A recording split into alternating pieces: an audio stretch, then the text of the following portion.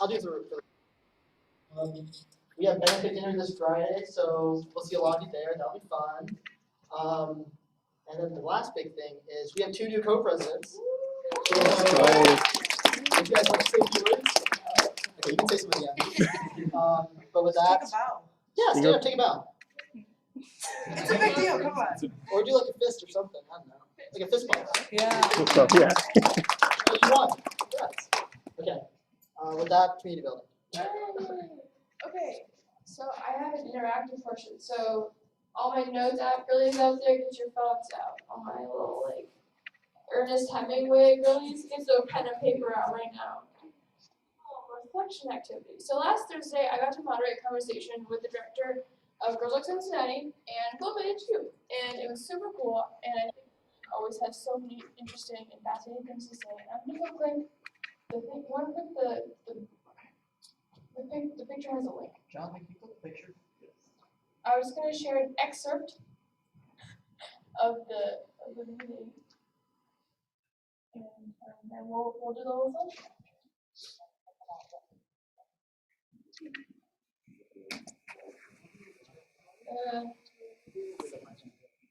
I'm going to go to the fence.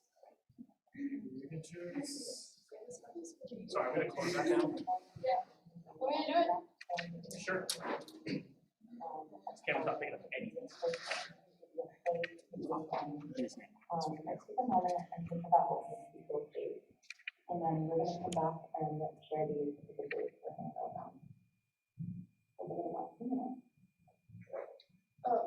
You can pause it. You can pause it. Thank you. Okay, now we're going to take 2 minutes to reflect on this individually, and then we'll come back to it as a group.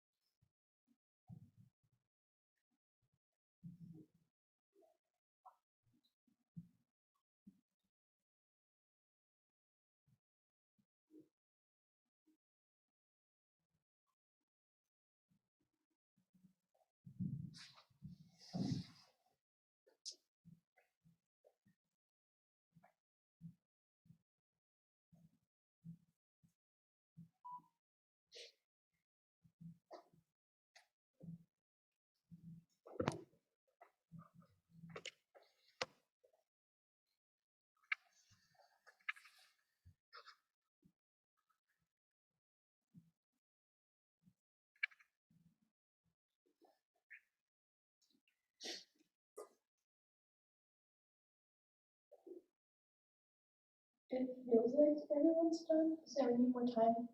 This could be another little reflection thing in a couple of minutes.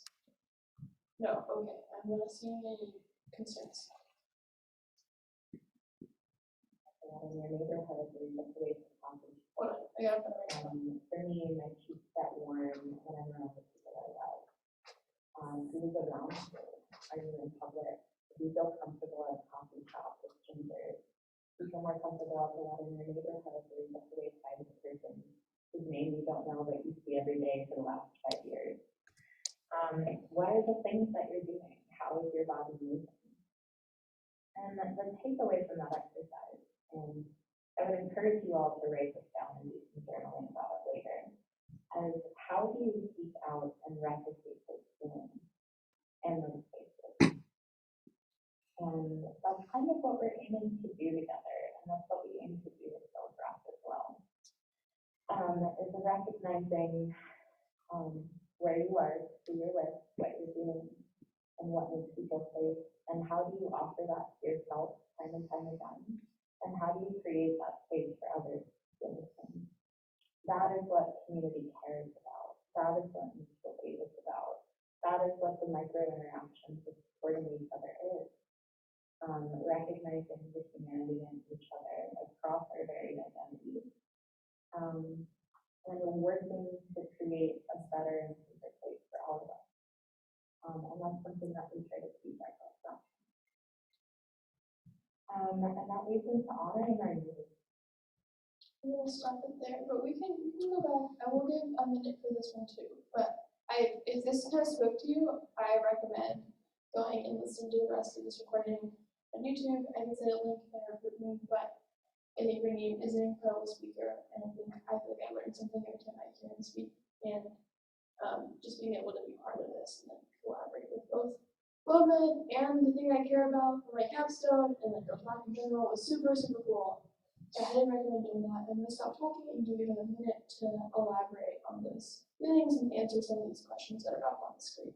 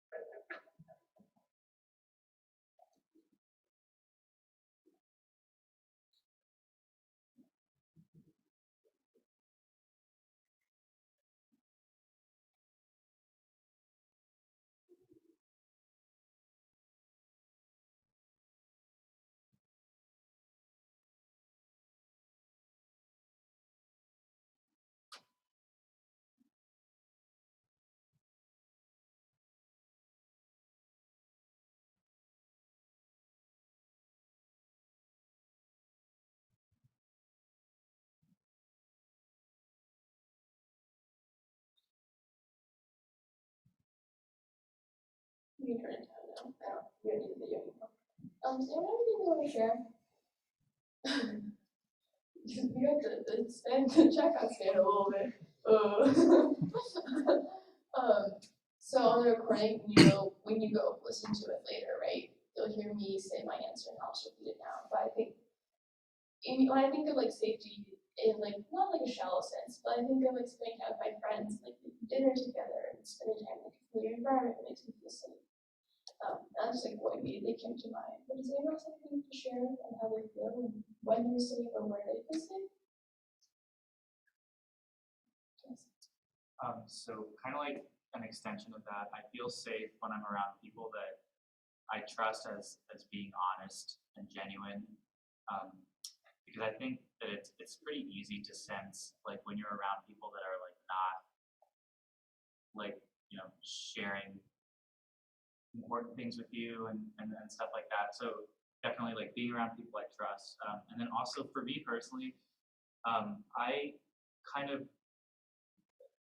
feel sometimes agitated by doing the same thing all the time.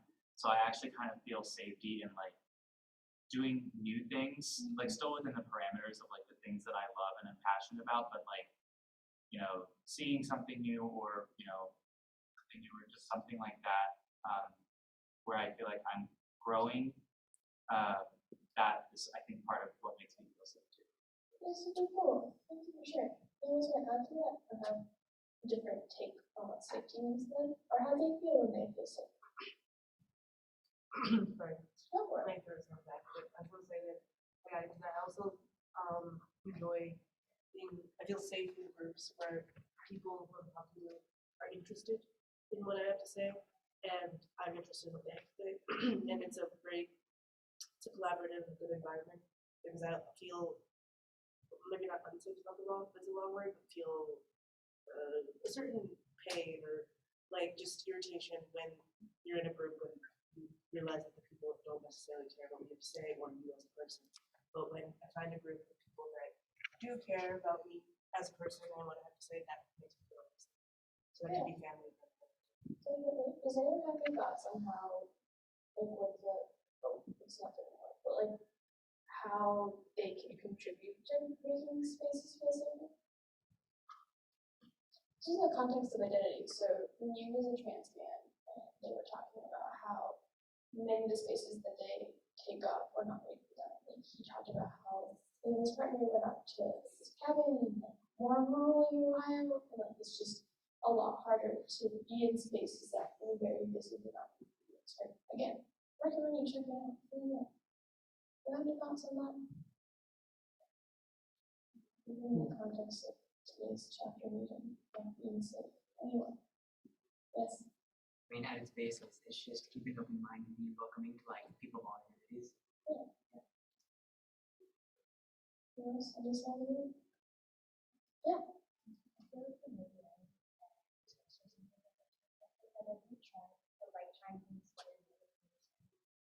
But I think being near people that I'm familiar with or in social situations that I'm familiar with helps. Like if I'm walking alone at night, I like freak out. Or if I'm with people that I don't know, I'm less likely to feel safe because I don't know if they're going to be fully accepting of me or like my ideas of who I am. Because I don't know them. Right. So I feel like that's something just for me personally, but I can really understand what you're saying.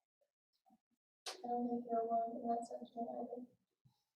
There's an ad, I said something that they use, yeah, I don't know. I was gonna say sometimes, what you wouldn't think of, like a really crowded place where like no one knows you. Like if you go in a city, like a big city, and you're like walking on the street, and there's like hundreds of other people, no one knows who you are, and everyone kind of has their own like lives, you know nothing about. That's kind of safe in a sense that there's probably a lot of people you do and don't identify with in that crowd. I can agree with that. I like when there are just a lot of people who feel, I guess, literally safe because they're just that makes sense. Like there's, it's like it's kind of like the idea that they say don't go to places where there's a lot of traffic kind of thing. It's somewhere adjacent to that kind of thing. You feel very safe because they're just people around you, they're doing their own thing, and you can now feel free to do your own thing. Sorry, I'm like swallowing wrong, and now I'm choking.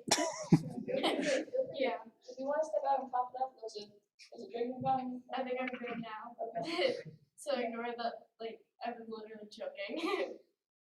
Anyone else? To wrap up the conversation?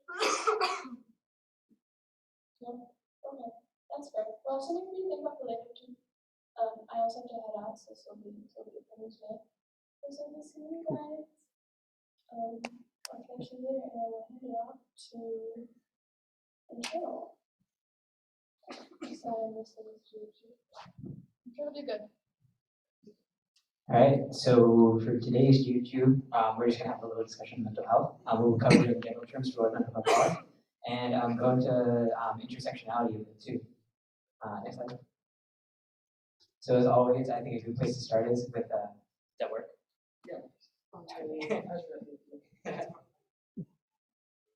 Right. So as always, a good place to start. I feel like a good place to start is like defining what good mental health is. And honestly, it really depends from culture to culture, to different identities, because good mental health can manifest itself in many different ways.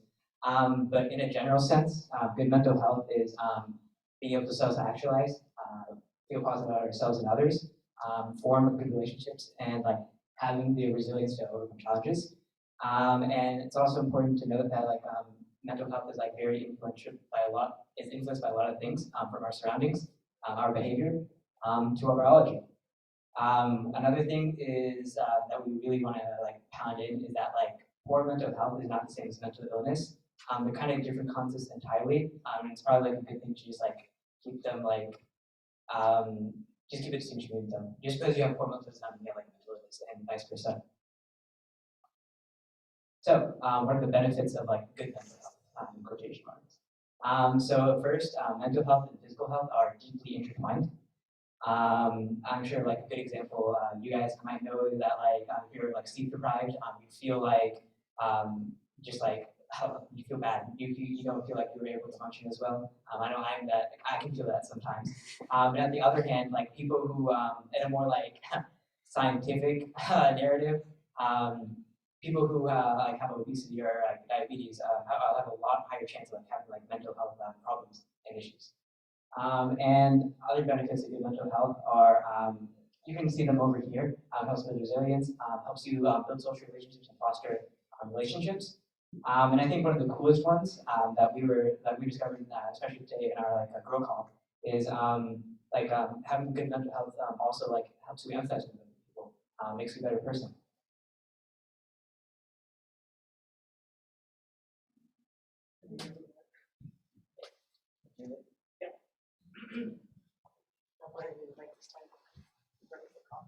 Alright, so now we're talking a little bit about the stigma of mental health or mental health. And so the root cause, a lot of research papers, like sociology papers mostly, and psychology papers, the root cause is otherization. And it basically just means that you're saying that you're trying to point fingers at people and say that, oh, they're different. They are not acting normal. But like, what is normal anyways? But that anyways, so that's kind of like what that means.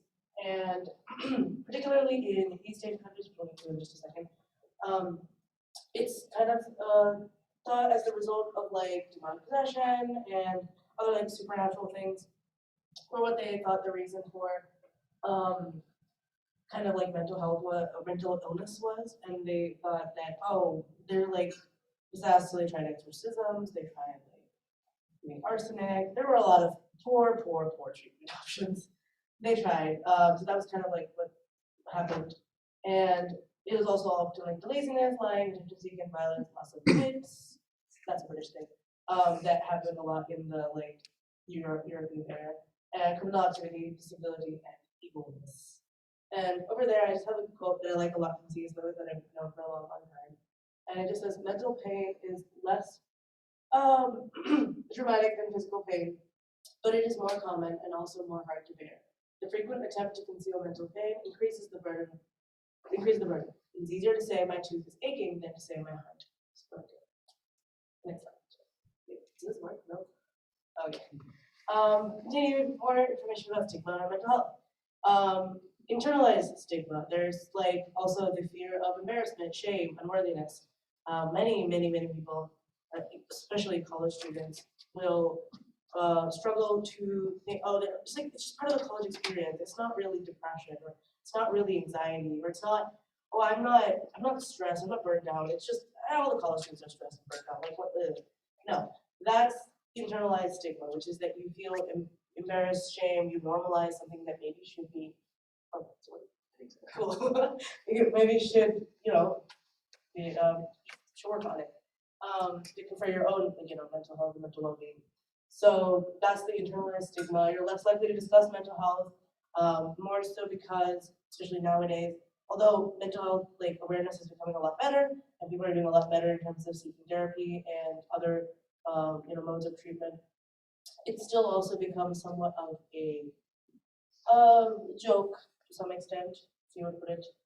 And you find that although people are doing better, there's still people who use the words like depressed and things like that in the wrong context.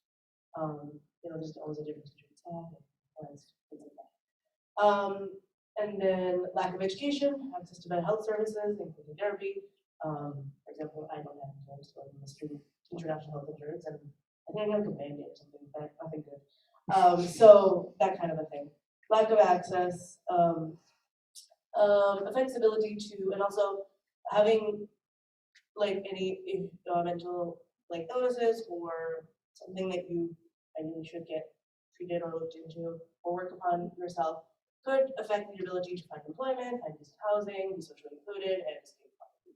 Over here I have like a mental health stigma looks like, what is this called, diagram? And it's kind of just like things that you might have heard before from people around you, especially in, or maybe like at home a lot, or in like schools and things like that. Like, oh, therapy and medications are just scams, you don't need all that. Although I would have heard a lot is just get over it. It's fine. Just get over it, which is not really the best approach. All women are a bit bipolar. Oh no, I'm a little offensive. What is this? What do you mean you can't get out of bed? It's not like your legs aren't working. All of these are things that you might hear around you, and it's important to know. And if you can, call a person out on it and say that that's not an appropriate thing to say. It's not working. Huh?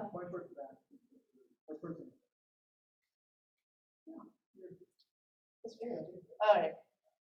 Since in true golden culture, I can say everything to PhD, we're going to look at stigma around mental health related to Thai culture. So I've got a lot of text here because I pulled them from research papers. But the first one is talking about, like I mentioned earlier, that they used to think it was like black magic, supernatural forces. So treatments were like religious beliefs, common include whipping, the use of holy water by Buddhist monks, and torture using until the symptoms disappeared. That was from Bernard et al. 2006. And then, but nice upward slope from that. Thailand spends more on mental health than many other nations, with 4% of the health budget spent on mental health resources. And Thailand's rate is comparatively higher than other Southeast Asian countries, according to the survey in 2017. And over 90% of Thai people can access psychotropic medication for free and therapy as well, like it's included in their insurance. But because of stigma, a lot of people don't. But what I found was something really interesting was that, so the very first mental health institute was called the Insane Asylum, or back when, like in early 1800s. But they changed the name, King Rama V over there, he changed the name to, I'm gonna butcher this, Somanet Kaupra Institute of Psychiatry, and that was a governmental initiative. So it was the first time that the Thai government actually acknowledged that mental health is something that they need to pay attention to. And the first one, like you can say in the asylum, only had 30 patients or something. But this one had thousands and thousands of patients. And so it used to look like sometime around the early 1900s. I can find a picture of the village. But that's it.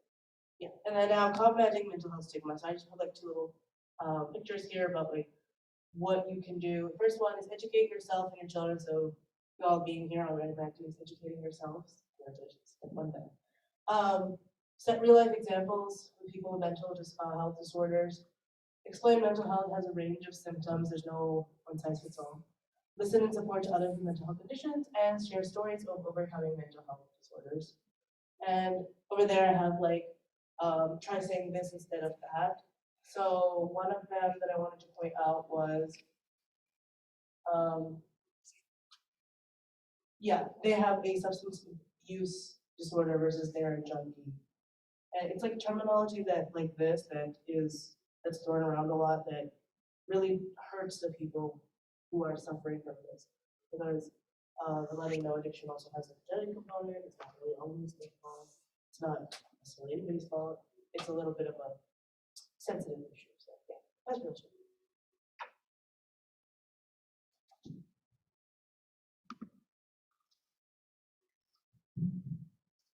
So a lot of times students experience mental health issues, so like depression and other mental illnesses. That's why it's also important to discuss these ideas.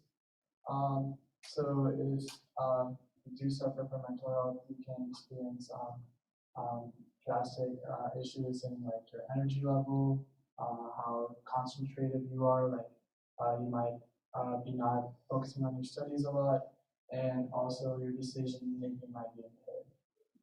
In a survey that was done in college students, stress, anxiety, sleep difficulties, and depression were the most common mental health problems highlighted. And some more statistics are that more than 1 in 3 high school students have experienced some type of sadness or hopelessness, and which is a 40% increase since 2009. So definitely it needs to be addressed that it's prevalent, and sometimes people might not want to talk about it, but people definitely face these issues around us. And as many health behaviors, when you're a youth or a college student or even a high school student, you're developing habits for the future. So if you are struggling with mental health, that can kind of impair those decision-making skills and your habits early on, and that can affect you later on in your life. These are some statistics from the actual UC Student Wellness Center. As you can see that it says 29.3% of UC students felt so depressed that it was difficult to function. 83.5 UC students felt extremely overwhelmed. 48.7% felt anxiety, and then it goes on and on. And then UC students also reported these being traumatic or difficult to handle due to stress and other type of things, such as academics, finances, relationships, and career-related issues. And then another thing that needs to be addressed is the lack of diverse healthcare professionals. I was doing some research, and according to the APA, which is the American Psychological Association, in 2015, that's when their study was conducted. 86% of the psychologists in the US were white, and the other constituted of other races. So as you can see how the heavy majority is white and there's a lack of diverse healthcare professionals in the industry. And also in 2019, another study was done, and the results were that 70% of the US social workers and 88% of the mental health counselors were white. So again, kind of seeing like not a huge decrease in like the change in healthcare professionals, but it's definitely some type of improvement. But again, not that much improvement. And it's also becoming extremely difficult for people of color to find a therapist who might be the same background as them. So with these kind of statistics, you can see if you might be a person of color, it might be hard for you to find someone who might be black or someone who might be Hispanic. So that's just another issue. And sometimes if you're a person of color, there might be some cultural needs that a white male or female might not understand. So that's why it's important to have a diverse healthcare industry. And yeah, build Good segue. a self-care routine. Their first activity for tonight. Yeah, so this will be our first activity. I always thought a good way to improve your mental health is just to find ways that you're able to relax and enjoy yourself. And that is basically self-care. So we're going to count you guys off, besides the general people. So, start with,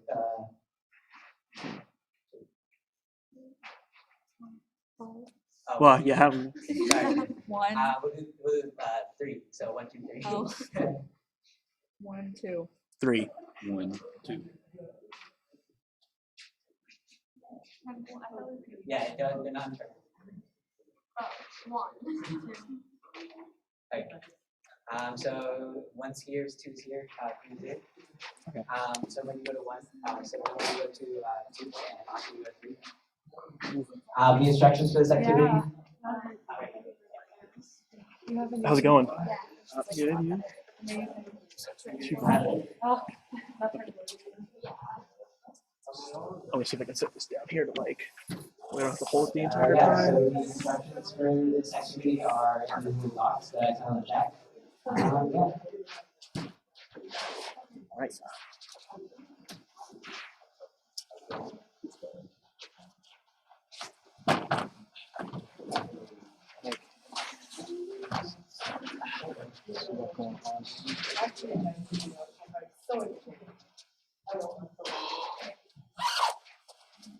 Alright, it says introduce yourselves, talk about your favorite hobbies, so talk a little about Use your human side. activities you do for self-care and what Oh, yeah, I got relaxes you. So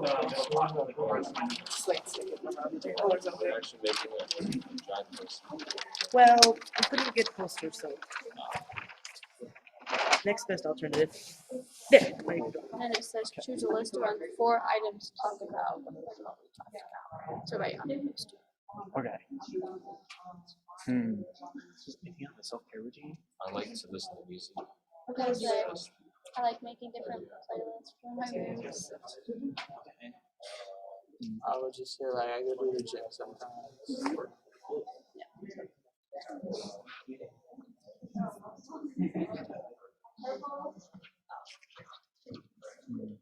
You guys go over some markers. Like what? Watching Because I was TV thinking they shows still and look black. movies. Sorry.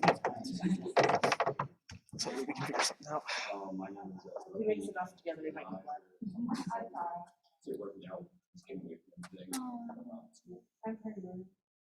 I would say just like I try to do something that makes me happy every day.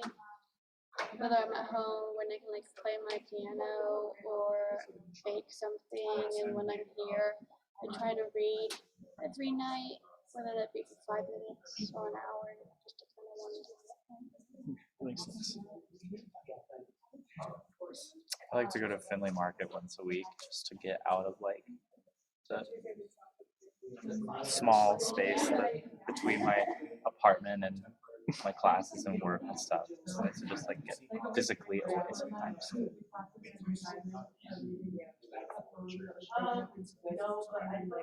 I also really like routine. So I pick out like a schedule that I do, whether that be like a fitness class every Monday and Tuesday, or like get dinner with this one friend a day every week or something.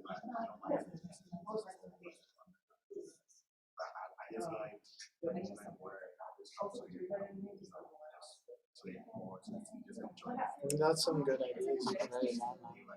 So, is there other stuff that's gonna be done with this, or is it just writing down these ideas? 'Cause I don't think we want to take up like the whole thing if we have to like also Just, do something around. That's the only thing on the poster.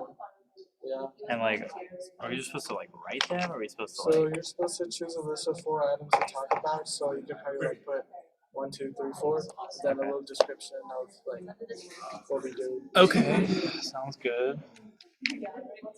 Okay, I got you. So what's our first one that we want? Okay. Well, we mentioned listening to music. Okay. So we're drawing it out. We could also, if we don't like actually have to write it, we could just draw it. Since Yeah, you can draw it out or write it. Okay. So I'll draw music now. Yes, I am. It's okay. Oh, really? Yeah. I've seen it like some of TikTok. That's my other brother. I refuse to be rich. Should we like write a little bit about music? Yeah. So let's like a short description maybe. Just like one Maybe sentence. like music can bring us back to memories that we live. Good. Yeah. Yeah, like had a vacation with your friends like over the summer or something and you want to relive that. You definitely had music that you listened to during that trip. So you make a playlist of those songs and you listen to them too. Yeah, I made a jazz Doesn't that make you playlist sad though? because it reminds me of being with my mom. In a good way though. Okay. I feel like it's not sad. It depends. Yeah. That's true. If you're like in the middle of winter, you're like, man, I wish I was on the beach. Yeah. Like, man, I gotta study instead of doing actual things I like. Yeah, exactly. It actually just raises your expectations because then you stop listening and then you're like, God damn it, I'm actually not there. I'm actually here. Okay. What else? You said working out, going to the gym. Okay. Or just like Physical- fitness, like it could be yeah. like rock climbing, running. That's true. Just any kind of physical activity tends to make me feel better. Blows off some steam after a rough day. Yes. There's like a tradition at one of the UC schools, like not UC, but like University of California, where there's a tradition of screaming, Oh yeah. like just in the middle of the final during Yeah, final, I've heard that. and apparently it's very therapeutic. So, UCLA. I think a lot of schools do. I really, love that. Yeah. we should start doing it. I agree. We have a small campus. We have, you know, If you get enough people for it to be audible around.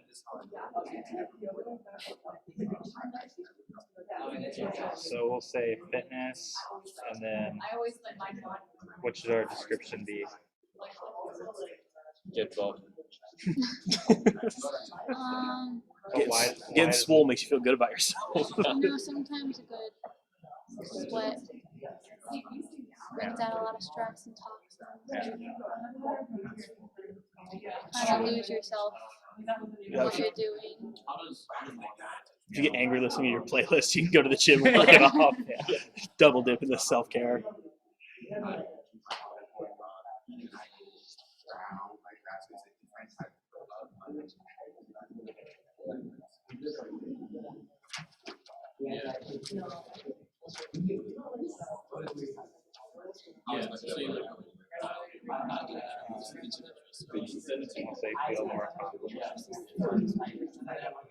Sure, you got something done.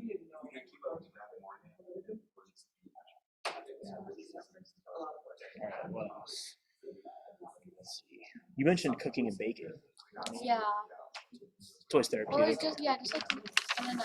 These are all kind of things want to make you feel better. Yeah. I feel lucky lazy to do it though. I'd lucky just like get some fast food or something. I usually like to cook and bake too, but then like when I have to start doing it like by necessity, then it becomes like less Gets boring. therapeutic. Yeah, that's true. But still, it's a good one.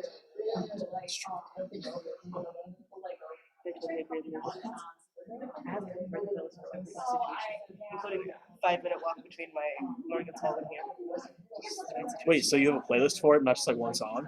No, I have a playlist. Okay. Every day changes. Oh, okay, gotcha. Yeah, for particularly for, I'm telling you, I have playlists for Weird everything. playlist. We do have a Globe Med playlist, but it's pretty bad. It's kind of That'll be a- Brooke and it's not Keith this bad, problem it's next year just to fix. chaotic because it has no theme. You should have a Glomet signature song. We should have a theme song. We have a Jeet. A Jeet has thrown Pitbull onto every HQ list now. So now whenever we had like an HQ meeting and there was Pitbull, everyone's like, oh hey, Jeet must have thrown this on here. I mean, he's Mr. Worldwide and we're a global health organization. Exactly. It works out. Yeah. Talk about like maybe like people, kind of like the safe conversation that you can surround yourself Oh with, yeah. Let's see. or like a routine. I wonder how we incorporate this then for different people who want different things. A lot of people said that they wanted to be around people, which I thought was interesting. Because for me, opposite. yeah, I would want to be as far away from everyone as possible Yeah, if they I were want to be like, safe. if I'm in a giant city, I'm safe. No, that's the I exact so opposite. felt what Elizabeth said. I think No, I was like, no, I'd rather be on a farm in the middle of nowhere. it's Like, interesting. even the mountains. library is sometimes too much people. Do you guys study at like your house/dorm? I want to see multiple hands on this paper. Actually, We do. He's got two hands on it. He's good. He's good to go. Draw TikTok dance or something. What? I see. I do both. He- Like, doing it for How do you draw? It's not like Okay, Like, wait, Katie. I like baking. We really good. Why does cooking help us? Yeah. Why does cooking help? I smell the food.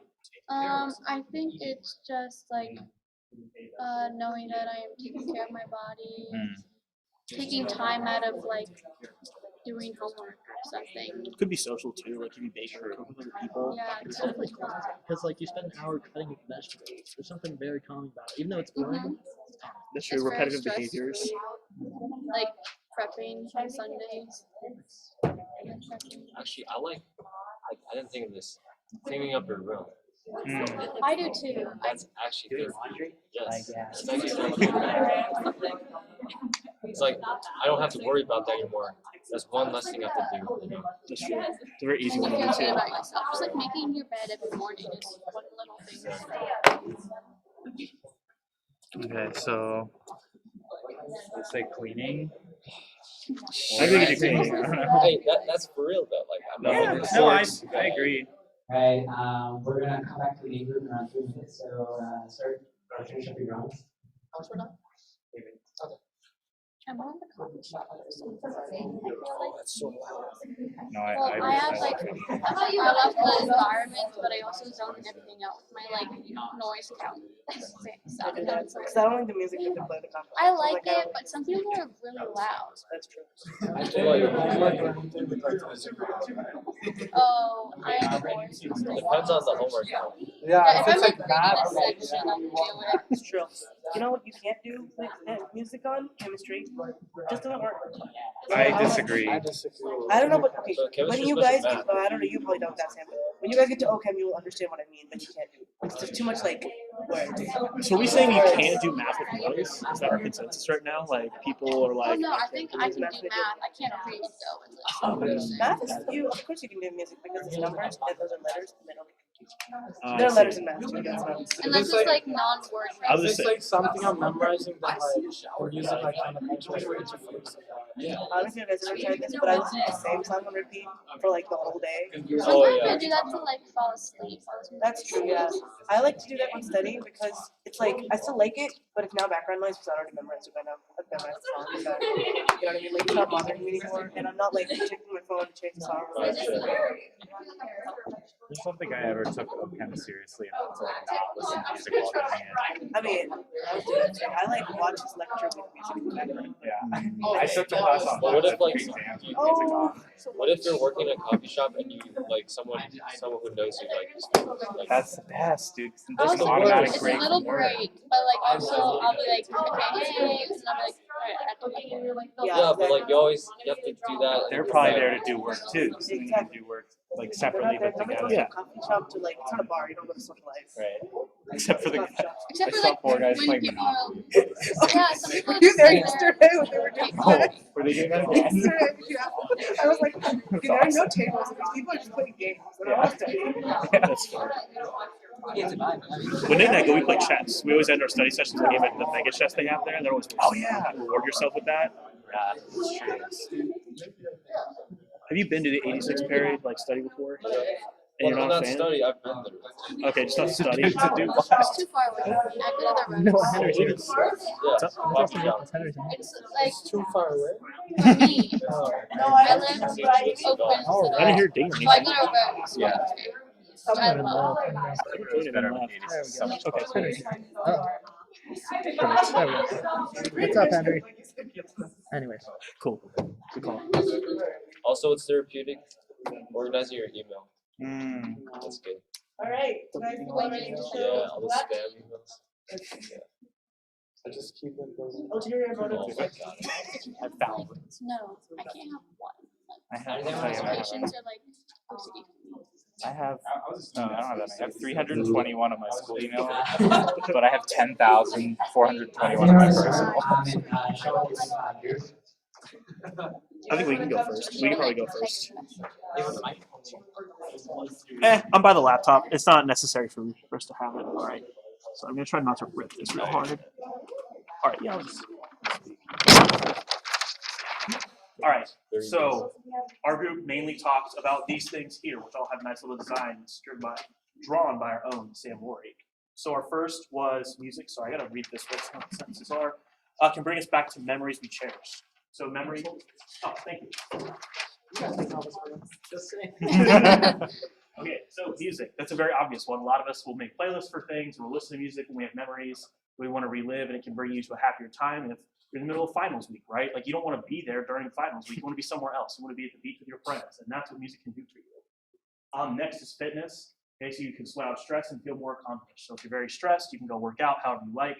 You can go to the gym, lift heavy weights, go on a run, go do yoga, go do rock climbing, whatever you like. But then you can also feel accomplished because you did something. Right, you climbed up the wall, you climb back down the wall. You feel good about yourself. Or you Climb that fell wall. off. Yeah, or you fell off the wall, right? I'm terrible at climbing, so I always fall off the wall.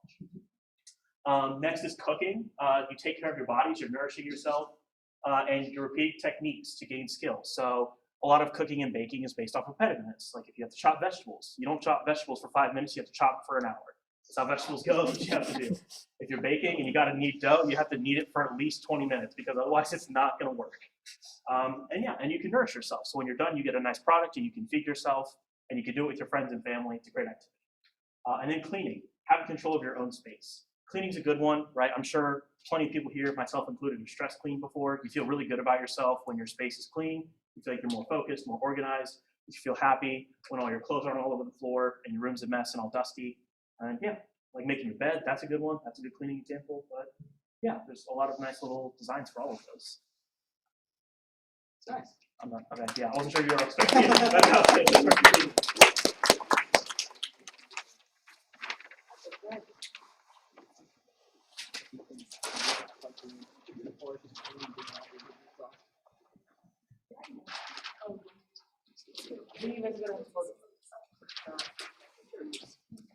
I don't know.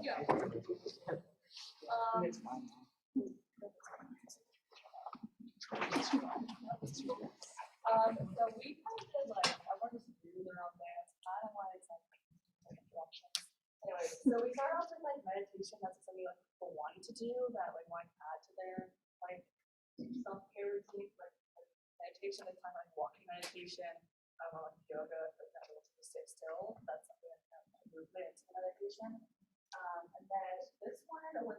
hygiene, taking showers, but so just take care of yourself, like making sure that like you take care of your hygiene. Because honestly, like you would also feel icky if like you're skipping showers, stuff like that. So making sure to like always make sure your hygiene is good. And then it's like this way. So the way we have a lot of like self-cares that like had to do with putting your phone away. Probably one of the biggest like common factor with all of ours. So that's like working out with one of them, painting. It was also taking naps was one of them. Just like physically putting your phone away or like putting any of your laptops like that might lead towards like the academics, like social media, that may all just be time consuming and not really good for your mental health. And then I tapped with another thing, like to read, watch movies, and take the time to do self-care, and then obviously do that with your family and friends. Thanks.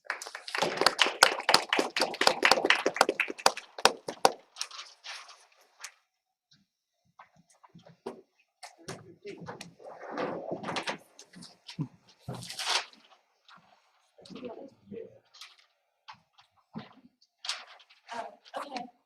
So we had a couple different activities on here. So first we had working out. A lot of other groups already covered this one. Basically just going, taking care of your body, letting out some anger, whatever emotions. We had focusing on your breath. So, meditating or just taking the time to relax, do yoga, and doing something that, where you're able to just empty your mind and not focus on the other things that you had going on today or what you have coming up tomorrow. Just taking that time to really focus on yourself and your body. We had playing and listening to music and like playing piano. Because music can really just calm you down and it gives you a chance to focus on something else and can help you really guide your emotions. We had cooking and so just taking the time to make yourself a healthy meal and nourish your body, and cooking your food and just doing something yourself, taking care of yourself. And then last we had sleeping, because rest is really important, and I know that in college a lot of people don't prioritize sleeping. Sometimes we push it aside. I do it too, but it's something that you need to do to start taking care of yourself.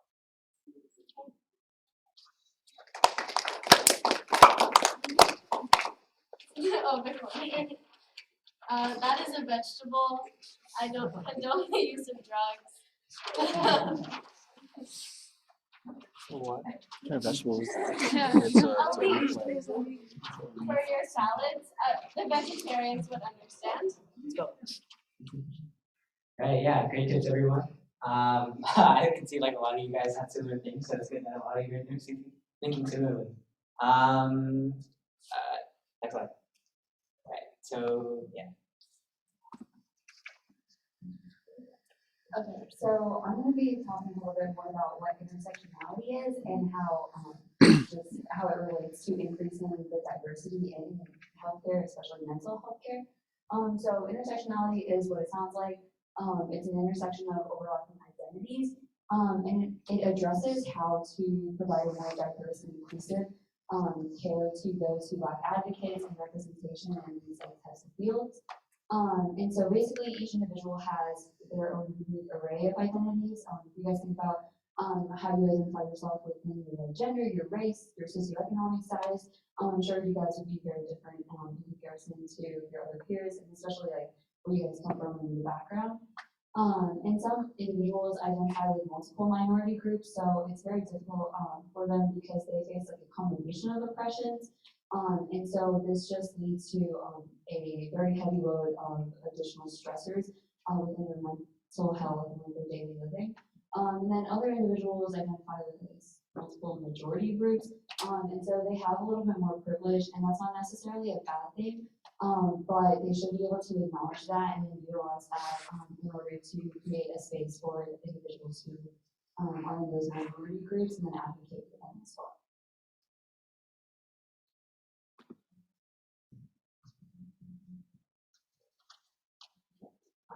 So something that affects intersectionality, like Sonia was mentioning earlier, are the social determinants of health.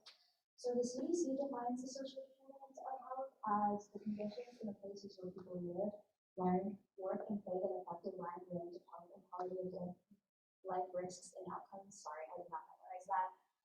But that does include 5 components. Neighborhood and built environment. So where you live can impact your health. If you live in a highly polluted area, it does impact your health because those carcinogens and that pollution could, for example, impact your respiratory health. Health and healthcare. Different people who live in different areas / come from different groups have different access to health and healthcare. So if, for example, you live in a poor neighborhood, so as you can see, a lot of these determinants intersect with each other. If you live in a poor neighborhood, you have less access to high quality healthcare, and that could possibly lead to worse health outcomes for you. You have the social and community context, like Tripura was mentioning earlier. Certain groups have larger stigma around mental health, so there might be social factors that prevent you from accessing or looking for care. You have education. Those who are, for example, there's if you come from a poor background, you're less likely to go to college. If you're less likely to go to college, you're less likely to get a higher paying job. And because of that, you may struggle with money, and that could lead to poorer health, mental health outcomes. And economic stability is directly linked with that as well. So as you can see, those who have more access to resources, whether that be money, housing, or food, that larger access allows them to have, in most contexts, better health outcomes. And then how this basically intersects with what Sonia was saying with intersectionality is that historically certain demographic groups have less access to, they have less access and they also have less resources. And this, along with the social determinants of health, like I mentioned above, lead them to have worse health outcomes. And then we're only going to mention a few of these groups today, but obviously there are many groups that have had their mental health affected by the social determinants of health. So I wanted to talk a little bit about gender disparities in mental health. Just like full disclosure, I know that the language I used wasn't like super duper inclusive. So the issues that I say that pertain to men or women obviously could apply to those who do not identify that way. So I just wanted to put that on there before I started that. So for men's mental health, just like the umbrella term, a lot of men have, there's like this very large stigma associated with men's mental health in that men are supposed to be breadwinners, they're supposed to be tough or whatever. They're not supposed to have these emotions, or like that's what society expects them to be, and as such, they're a lot less likely to seek out mental health care, and instead, a lot of them end up coping with means that are like unhealthy, so such as like alcohol or drugs. And another negative consequence of this is that men are 3 times more likely to die from suicide than those who identify as women are.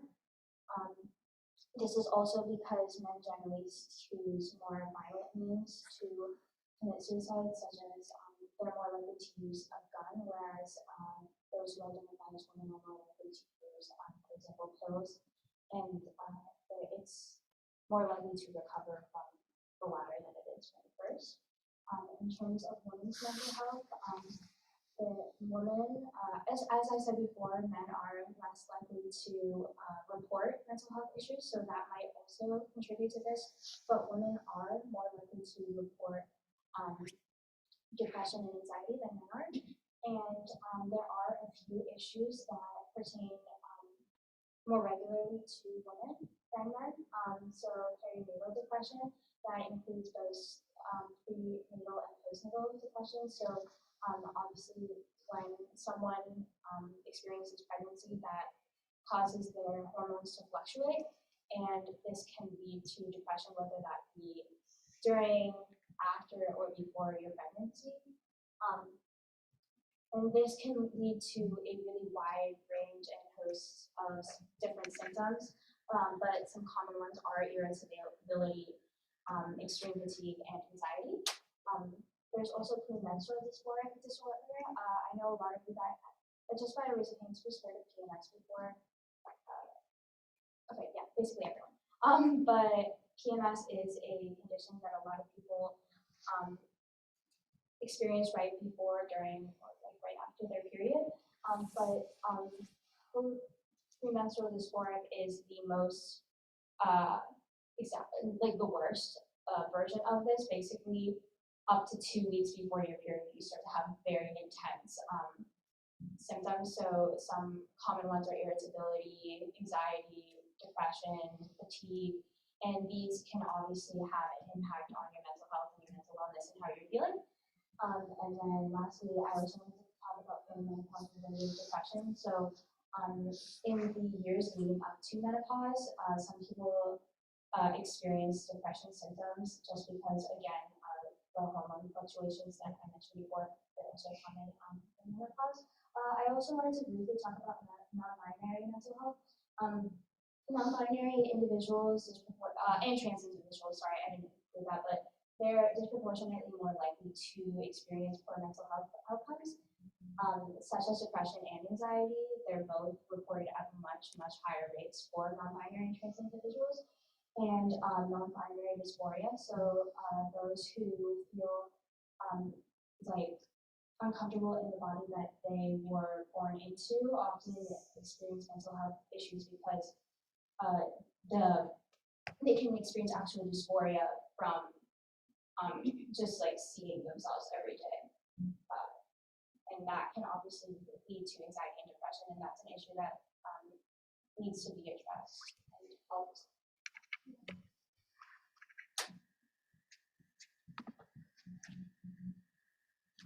And then to talk a little bit more about like the racial disparities for mental health. So obviously I created this like very poor Venn diagram off of like the barriers and disparities that different or most common minority groups face. So African Americans, Latinx or Hispanic Americans, as well as Asian Americans and Native Americans. I couldn't figure out how to put a fourth circle on there.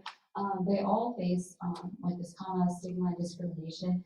Typically due to their culture. So it's been more normalized. Mental health has been more normalized in the past like decade, but it's still very there's still a huge stigma around it within many cultures, such as like Asian American cultures, because they're seen as like the model minority. It's families typically have like a lot of shame if one of their individual family members has a mental illness, and it shouldn't be that way. And so when there's shame associated with the mental health or mental illness, they're typically less likely to go out and seek treatment. And then I also wanted to talk about the lack of representation, like Hachi mentioned earlier. So they don't really have so when there's a lack of representation, you can't really find individuals who understand like the barriers there are to being an immigrant, and then also having like a burden to bring on, I guess, within like families. Like I followed this one Instagram page that's called South Asian Therapist that really resonated with me. So like as an immigrant, you might feel like the burden of having to like carry on your like parents' legacy because they like, came over and then they like worked their asses off to get you like a whole education and everything, and then you just have to carry that on because they worked so hard to get you an opportunity. And then there's also language barriers that they face because if there's like there's not as many healthcare providers that speak the language that you are most native in, you aren't able to articulate your feelings as well, and that leads to just like a decreased understanding, and then it makes it more difficult for healthcare providers to be able to provide like an effective care. And then lastly, to touch on the LGBTQ plus community, I started a little bit, but like she said, there is like a significantly higher rate of individuals who have mental illness, specifically 39% as of 2018. And then, yeah, that's 2 times as much as their heterosexual counterparts, and they're 2.5 times more likely to experience depression, anxiety, or substance abuse. And individuals who are transgender and identify with a minority race specifically are have an increased risk of attempting suicide. And this is exacerbated by experiencing like higher rates of poverty and unemployment. This is typically due to the stigma and discrimination of being a transgender or an individual who is transgender. And then they are also more likely to utilize mental health services, but because of the lack of representation, they may face stigma and discrimination, and so that leads to them they're less likely to reach out and seek help. And then they also have less social support sometimes from their family and the rest of their community, and then they're also typically victim of violence. So that just makes it very difficult to attain healthcare.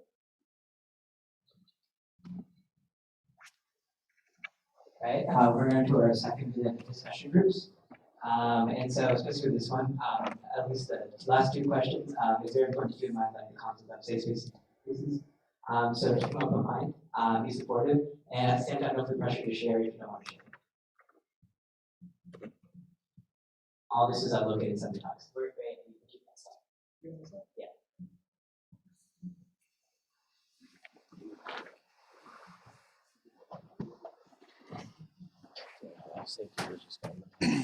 Oh, really? Who was it? See. Who lost? Sorry. What? St. Peter's. No. Doug couldn't carry it. Doug couldn't They were a 15 seed and they were How destroying bad us. by 20. My dad went to Arizona, so he was really upset. That was Duke versus UNC in the Final Four. Like God, always. so boring. It's like Bama versus Georgia again. Boring. I think the same thing. All right. Discussion questions. So the first one is, what are some of the ways mental health problems can intersect from different identities? I'm assuming that's just a discussion about intersectionality then. Maybe we're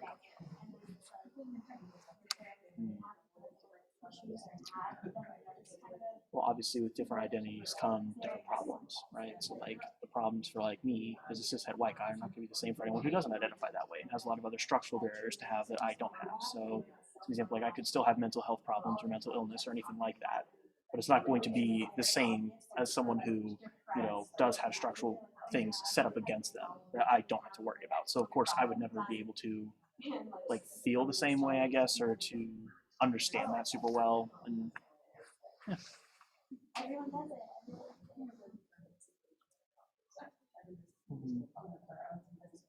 Yeah, obviously, with like, if you're different, if you have a different identity, some people might not understand your perspectives or where you come from, and that way there can be like some type of barrier when you're like communicating with others, and they might not understand your feelings. So it's definitely different if you are not following the cultural norm or what people expect you to be as a normal person. And if you kind of like just shift away from that normal personality, then people might judge you. But that's what you have to like. That's what is a reality of life. I think the other thing too is if you have multiple identities, like even trying to reconcile that. So like there's a lot of different cultures who would believe different things, and if like you, for example, parents from those, and you get different ideals at home that are like from two different sides of your family, like, you know, you're kind of damned if you do and damned if you don't, right? Like if you try to, you know, identify with one of them, it cause problems, and just that kind of rift and trying to blend things together, like that can be difficult sometimes for reasons that Achi said, right? Like that if, you know, other people don't like aren't exactly like you, they can't really figure out why you're feeling a certain way, and that can lead to propagating the stigma behind a lot of mental health. Low-key coming to UC, I'm out of state. I'm like Eastern Asian. I have a really strong passion for music, and like other things, and low-key I felt kind of out of place because there wasn't really too many people like me.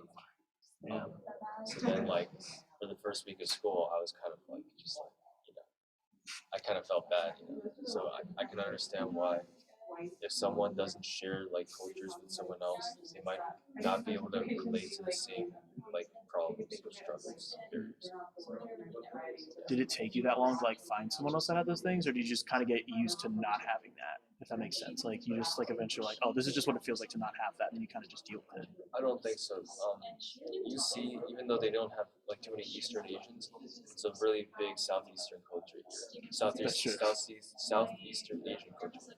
So then, like, even though our cultures aren't the same, we do have like similar behaviors in our culture. Like, you know, you gotta like work hard in school, like you gotta study STEM or something like that. So I've related to that, and like over time, I was able to share like the same culture, same experiences. Okay, I get you. That makes sense. Yeah, it's interesting. I don't know. I mean, I didn't have that experience here, obviously, but when I went to the university I was at before, which was like a private school, I was literally like, I maybe knew like 2 other people that had gone to public high school like I did. So it's like weird. Like it's just like, even in a space where like I wasn't like at a disadvantage, it was just, you know, it's just an interesting, like, not really like, it's not really there, but it's kind of tangible, like of these certain differences between people.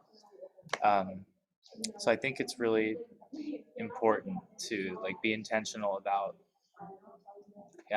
you know, making these sorts of differences known and not just like keeping them silent, so that they're kind of like hovering over everybody, and everybody knows it, but nobody talks about it. So I think it's important to you know vocalize it, and then you know create spaces, you know, where people. Yeah. And I think people are really good about that, especially like in a university. But it's important to create spaces where people can be vocal about certain aspects of their identity. Sure. Yeah, I had something kind of similar with that. Like when I came to UC, my thing was that my town was like a super small rural town, so like everybody was white.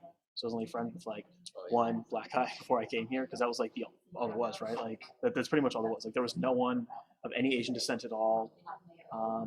Nowhere from like South America. I think it was literally only like 95% white people, and then maybe in a class there was like 2 to 3 black people, and that was it. And then I came to college, and like Ajit, for example, was the first friend I made that was Indian, and so that was completely crazy to me, right? Because like none of my friends back home had Indian friends, and so they were all like, "Oh, you got an Indian friend?" I'm like, yeah. Like, it felt like very token, even though it wasn't me doing it. It was so weird. Like I was like, they don't even know Ajit, they're already making him like my token Indian friend, and just like weird things that never were like super like interesting barriers for me before. Like the first time being called someone's white friend, I was like, well, what? Like, what do you mean? They're like, well, yeah, you're just my white friend. And I go, oh, that's a good point, I guess. Yeah, like because everyone else was white, right? Like, you know, in a group of like all white people, we don't say, oh, that's my white friend, because everyone there's your white friend. And so it was like super weird to get used to like being someone who was just now experiencing this and like trying to learn like how to do that, because people used to like coming around like, oh, maybe I didn't have these friends, but like I knew people at school who were like this. I was like, I have no idea what's happening.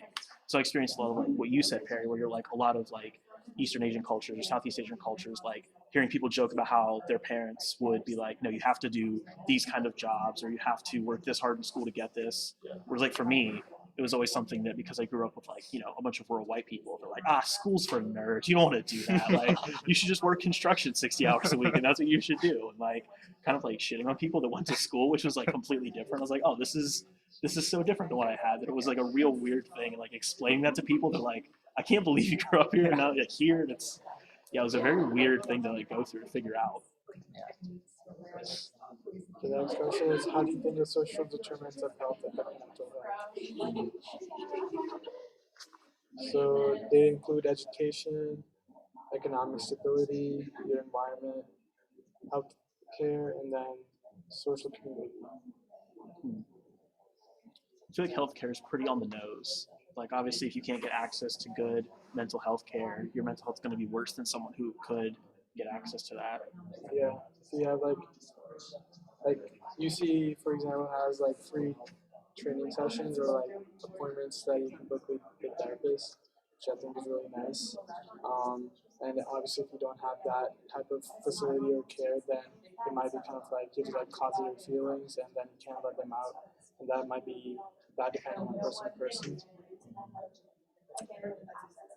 I think it should be brought up that there's a lot of families that are like pretty wealthy, like pretty high socioeconomic status, but their mental health is horrible. It's because their parents like work like 20 hours a week and like we're only gonna care about work. They don't care about like spending time with sure their that you kids mental talk health. about your groups and points, and I'm pretty sure the conversation. So yeah, I think like even if like you have high socioeconomic status, you can still have bad mental health just because of bad relationships and no like family time, you know. So Yeah, it's kind of interesting like how that is like normally something for social determinants of health that like is an advantage, right? Like you don't have to worry about access to like clean food, clean water, transportation. That's like everything is pretty much taken care of. That's like one of the only things that can transfer. Granted, it's going to be different situations, right? Like it's not like you're going to have poor mental health because you can't pay your bills that month or whatever. It's like you said, like you're not spending time with your family or friends or things that would normally keep you mentally healthy. Right. And so you get like this kind of like this curve where it, you know, it starts at like, you know, if you don't have enough money and it goes back up and then at a certain point it just starts coming back down because you don't get happy with it, you know? Yeah. so work-life balance is key. I don't know. I always think of like, I feel like for me at least, built environment is so important. Like it's one of the social determinants. I feel like if somebody lives in a place where, you know, they regularly see other people and it's walkable and there's transit and there's parks and there's things like that, that makes such a huge like positive difference in terms of mental health. And the person that lives in that kind of environment might be a whole lot worse off, like socioeconomically, than somebody that's living out wherever where they have to drive an hour to work every day and you know they don't see anybody and you know, they can't walk around, like whatever. So I think like for that reason, built environment, and by extension to that, like, you know, government policy that dictates built environment is super important. It's true too. And also education, like if you have not been educated about mental health or resources like that, then if you have a friend who might be struggling with mental health conditions, then maybe like, oh, that's just like seasonal onset or something like that, but like it can actually be a serious problem for them. So Right. education Does is anyone really want important to too. start talking about what you're talking about?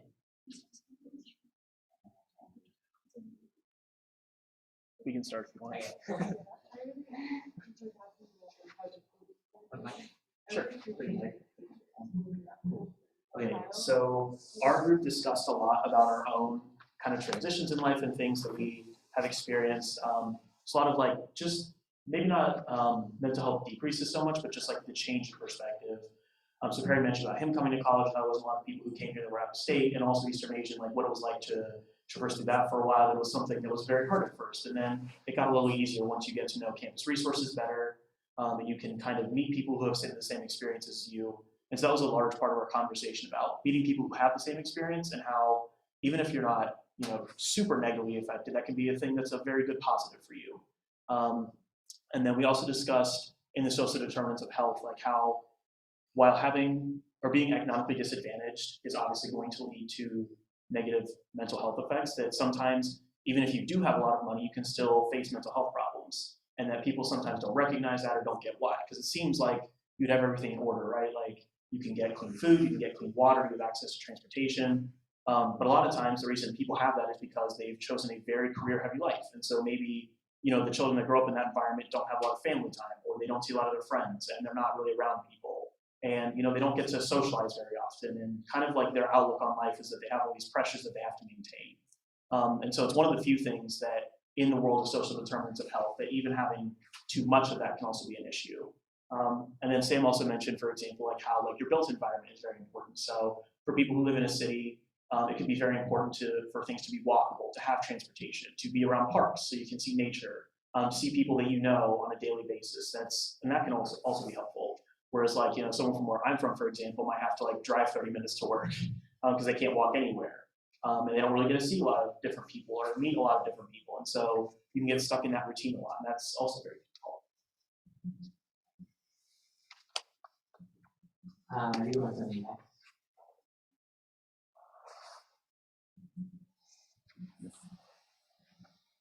Our group talked for the first question a little bit about privilege.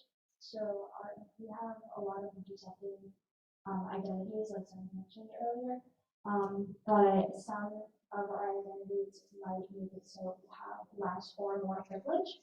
And then we also discussed how having multiple intersecting identities can sometimes sometimes these identities can like clash with each other and cause you to feel isolated. So just having, for example, I'm so sorry. So like you might have one identity that makes you feel as if you should like because you have access to these resources, you shouldn't be feeling that because there are people that are worse off than you. So I think that's something we need to address as well. And then we also mentioned Maslow's hierarchy of needs. So those who are in survival mode, working whatever amount of hours each week, may feel like mental health isn't like their first priority. Their first priority is getting food on the table. That's an issue in terms of the social determinants of health. And then we also talked about how, like Auntie was saying, students don't often prioritize their mental health, and that navigating the mental health resources can be very tricky. As Raj mentioned, it's really easy to get resources if, for example, you break your leg on campus, you know exactly where to go. But if you start feeling depressed, it might be harder to navigate that and to find a therapist that you like. So I think that have increasing access to mental health resources in this room.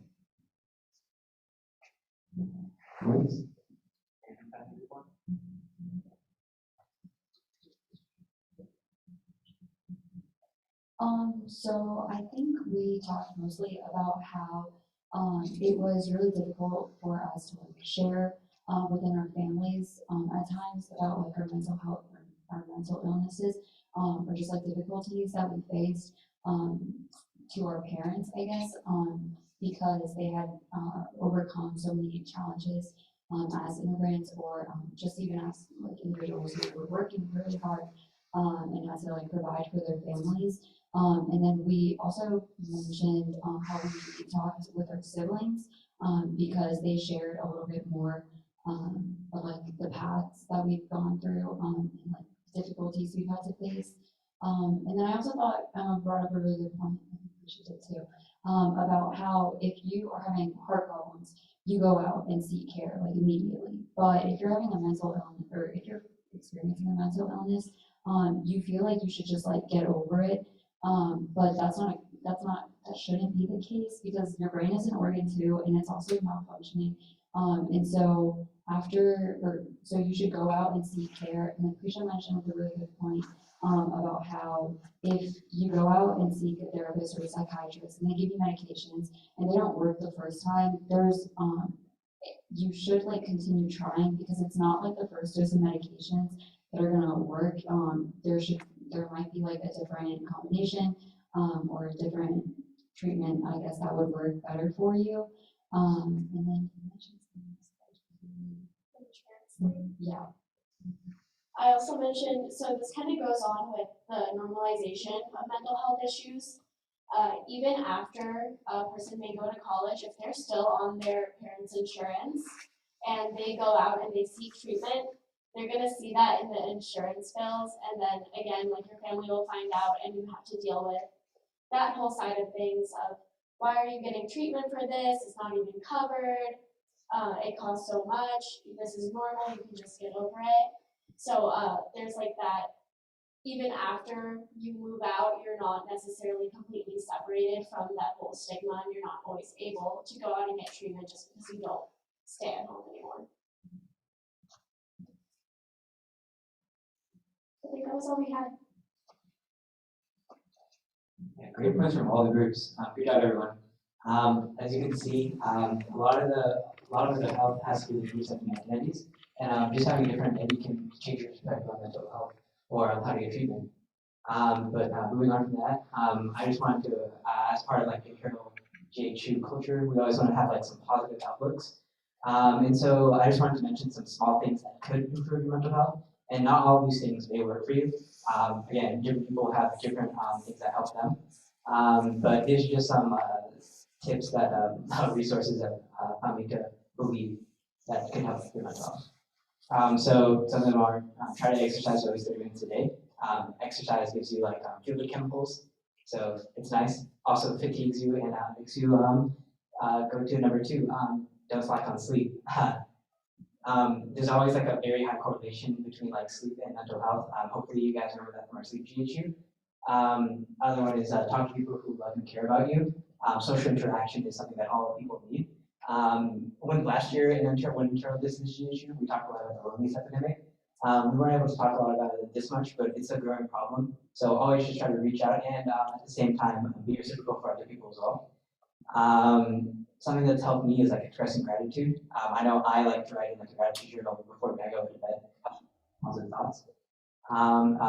Practicing self-care, just like you guys all did when you were mentioning what things help you relax and enjoy yourselves. Eating healthy, diet and mental health are also very correlated. As you can, if you remember from our last issue about nutrition. And finally, none of these are like huge, like as big a substitutes as like psychiatric help.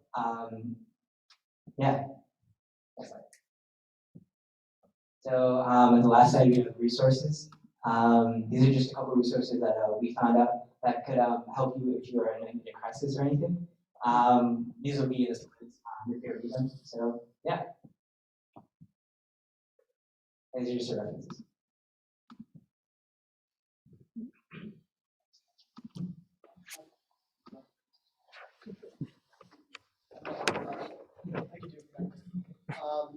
So essentially, you guys heard the ghU. It's gonna have your mental health pretty important. Does anyone know the CAPS policy for how to treat a semester? What was it? I think it's 3 days. 3 years. Sorry. Yeah. So you have 3 trial CAPS visits a year. Very generous of BC, but worth looking into if you're interested. But yeah, that's our meeting. We have benefit dinner this Friday, so those of you who are going, we will be sending out a Google form later tonight. See who's driving, who wants to take people, who needs a ride. So keep an eye out for that because it's this Friday, so it's really soon. So we want to have that figured out by Wednesday so we can just assign drivers and stuff like that. If you're going to be drinking there, if you're trying to bus, utilize the open bar. Make sure you have plans before you leave to not behind the wheel car. Also, if you haven't signed in, we can skip that. We have pictures from today. Yeah, Shivani led the collective red coat before she left. You know, she's always ready, but does anyone have one? Yes, so my mom is sending these to me for some reason. But basically, they're from my favorite philosopher, yes, I'm 20 years old, but that's not important right now.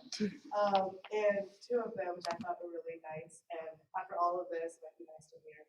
One is, a day without laughter is a day wasted. The second one is, keep looking up, that's the secret. Certainly is my favorite philosopher. Is there anyone else have quotes? Anything? I can read this one. It feels kind of silly now. When you have the microphone, what you say matters, even if you're just kidding. John Green, the Faulkner Service guy, right? The YouTube guy. Any other quotes, guys? If not, I'm going to ask Separation to lead the collective breath. Everyone, stop your gaze. And then take a deep breath in and out. Actually, sorry, hold on a second. Okay. We should be moving on to committee time now, right? We're not having committee time tonight, but if you want to really briefly. Okay, so for committee leaders, if you have to meet about anything, like for example, internal debrief about this or anything that's going on this week, please meet. There's nothing like mandatory you have to do. And in addition, I know Kirtner mentioned this earlier, but like the dress code for benefit dinner is more of like somewhat business casual, more closer toward formal if you can. So Obviously, like showing up in jeans and t-shirt, like this is not benefit dinner appropriate. You will not see me in this on Friday night for sure.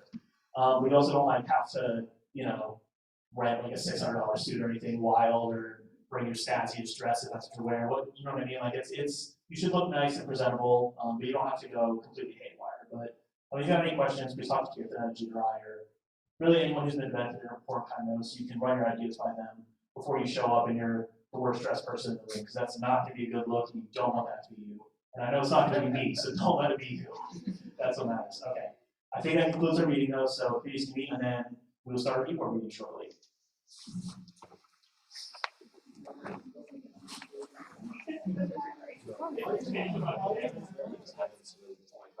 I will.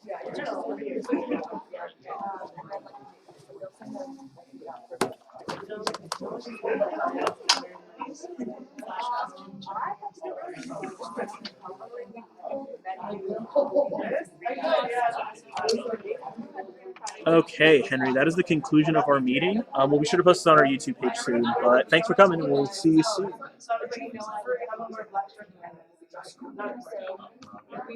Today to get